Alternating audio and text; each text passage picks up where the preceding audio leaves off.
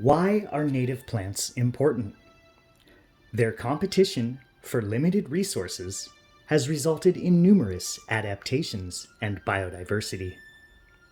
Food and shelter they provide are vital in sustaining ecosystems.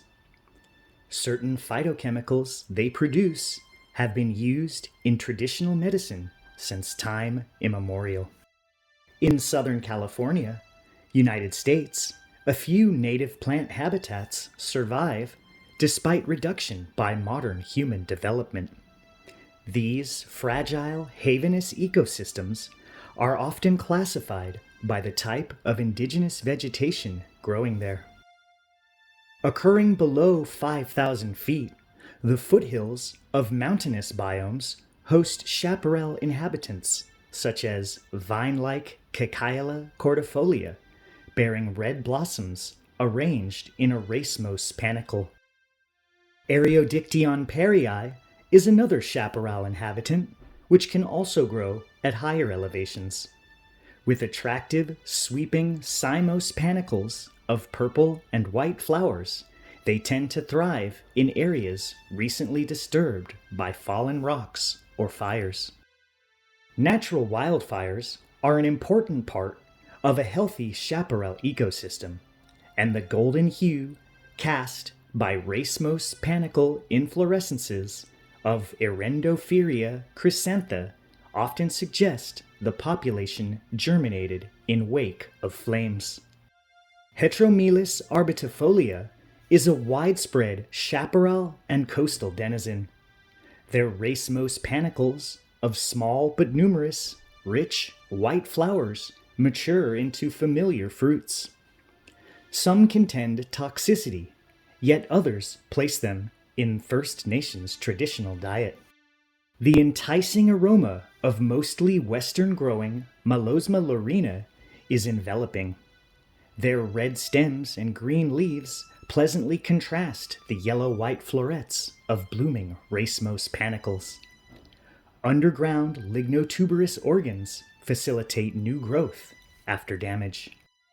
Hesperoyucca whipli exists for years as a small collection of sharp, stiff leaves. At maturity, it rapidly sprouts an immense racemose panicle densely packed with alluring white blossoms. This is a specialized plant pollinated exclusively by yucca moths. Between 5,000 and 8,500 feet, chaparral flora become sparse while residents of montane forest preside.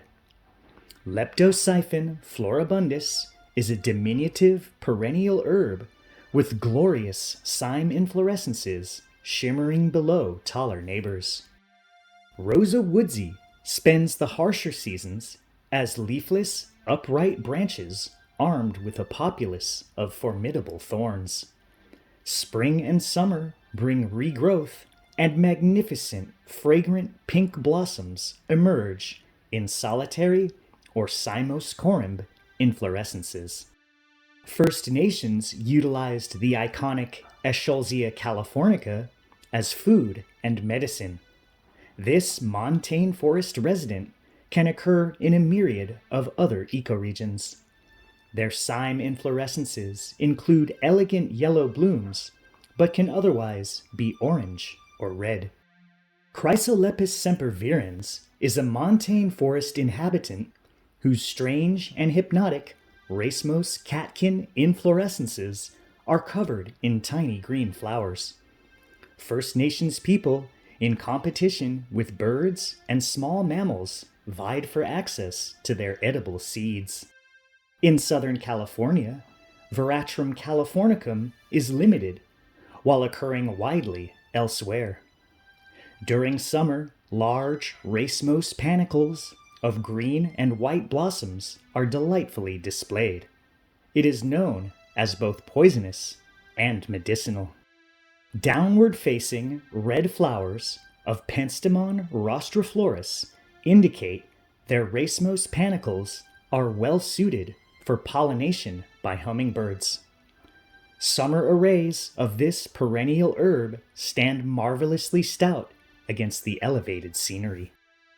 Saline Parisi is a Southern California endemic of montane forest. Tubular blossoms of their cyme inflorescences are covered in protective phytochemical exudate secreted from glandular trichomes. Found abundantly in Northern California, Eriophyllum lanatum has a limited presence through the southern half. Racemose radiate heads beckon visits from pollinators as they swing mesmerically in the sunny montane forest wind. The widespread and enticing Achillea mellifolium was used extensively by First Nations as food and medicine. White and yellow blossoms of their racemose radiate heads add to the peacefulness and culture of this high landscape. Monardella linoides is an aromatic bantam perennial herb growing in a multitude of Southern California biomes. With cymose heads of striking purple and pink florets, they seem to wistfully drift on an easy gust over the rocky gravel of montane forest. The large and exquisite cymes of Iris missouriensis form a flamboyant floor among towering pines of montane forest. They are visited by ants and other animals and were used by First Nations as medicine. Penstemon labrosus creates impressive red raceme blossoms with reflexed lower lobes that pleasingly pendulate in the serenity of a montane forest draft. This perennial herb only grows in the transverse and peninsular mountain ranges of Southern California.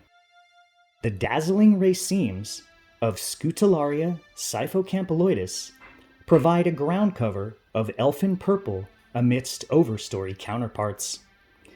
They are endemic to California and develop underground rhizome flesh, which store nutrients, grow new tissue, and facilitate vegetative reproduction.